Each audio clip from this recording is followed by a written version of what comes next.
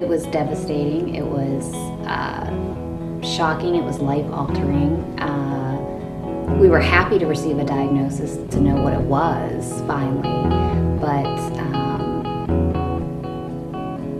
we'd never heard of it. Only 1 in 100,000 people get this. 1 out of 100,000 people are affected. Only like 1 in 100,000 people have a contact disease. 1 in 100,000 in the general population. 1 in 100,000 people get Guillain-Barré, only 1 in 10 also get it above the neck, which is what I had. So I like to say I was 1 in a million. From onset, my daughter started to walk funny, not be able to lift herself up out of bed, seemed like she was in pain, started falling over and showing me her hands. Within 24 hours, I went from being totally normal to being totally paralyzed. I was wondering what's going on with my body. I'm healthy, I'm young, what's the deal? It progressed enough that I was paralyzed from the chin down. One day, everything was fine. I was like everybody else living in my life. And then next thing I know, I cannot move. My daughter couldn't speak for herself, which was probably the saddest thing of it. She couldn't tell me the pain that she was in. The symptoms began with tingling in my feet and slowly traveled up my legs. I had intense pain in my back, and it felt like someone was ripping my muscles apart in my back. And over the course of a week, I just got weaker and weaker until one morning I fell out of bed, fell flat on my face, and my husband had to carry me into the doctor's office. I was having difficulty walking and climbing stairs. I can remember I was in the office one day and somebody asked me a question and I turned around and I walked into a wall. So I went to go see the doctor and learned that I had Guillain-Barré. I was complaining about being weak, and they figured out that I had Guillain-Barré. It is an autoimmune disorder that it's your own antibodies attacking your own myelin sheaths of your nerves and your legs. I had a flu-like virus in my body, and my white blood cells were attacking that virus. And there are some aspects of my nerves that look similar to the virus.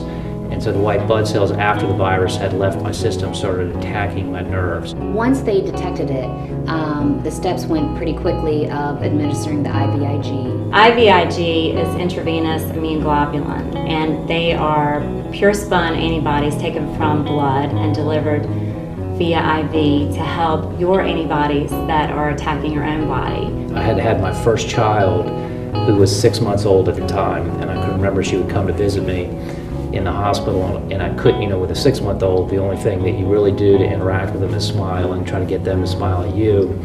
And obviously I couldn't smile, and that was probably, as I reflect back on Guillain-Barré, the most difficult thing for me. I learned how to pray in the hospital.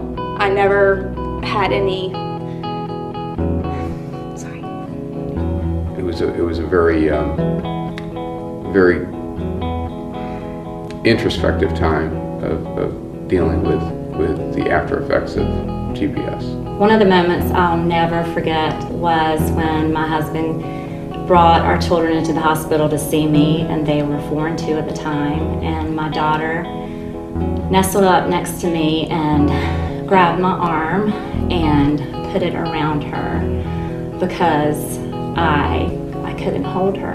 GBS is a very scary time, but it's also something for the people that get it to realize that it is something they can recover from. 85% make a full recovery in around a year and a half or so. 10% end up like me. They recover some, but they don't fully recover, which is a whole lot better than the other 5% that die from it.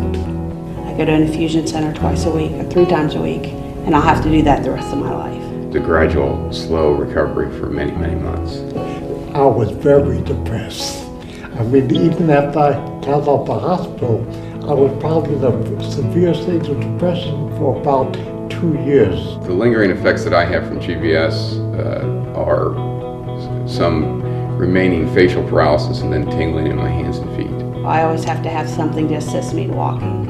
Originally, I could not talk at all, but then I guess the muscles in that connect my vocal cords, when they grew back, to this point to where my voice is like this. I got to know why I was here and where I need to go. My name is David Glover.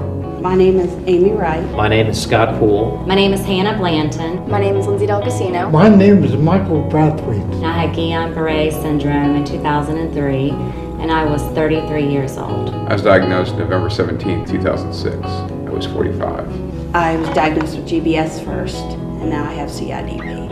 I was 32 years old when I got diagnosed with Guillain-Barré. I was diagnosed my freshman year of high school. I was 14 years old. I first had Guillain-Barré syndrome when I was 41 years old. You got candy. I hope this awareness that we're trying to raise and do that the doctors will know right away to do the necessary testing to make sure that another child doesn't get severely damaged like my daughter did. For me, the main thing was that I wasn't diagnosed immediately, and that it's important that if you think you have symptoms that you are firm with your doctors. They sent us home twice because of the rarity of it. Help us find answers. Help us support our foundation.